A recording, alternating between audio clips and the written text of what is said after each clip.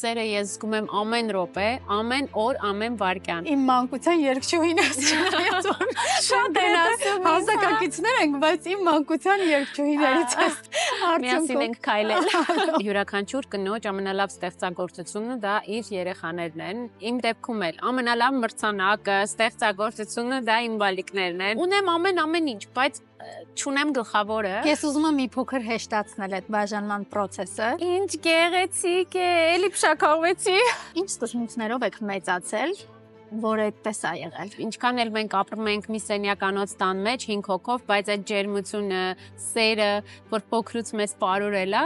մինչև հիմա կա, ու ամենակարևորը որ միասնականությունը։ Քո եւ հայրիկիդ շատ մտերիմ լինելը։ Շատերը գիտեք չեն էլ հասկանում,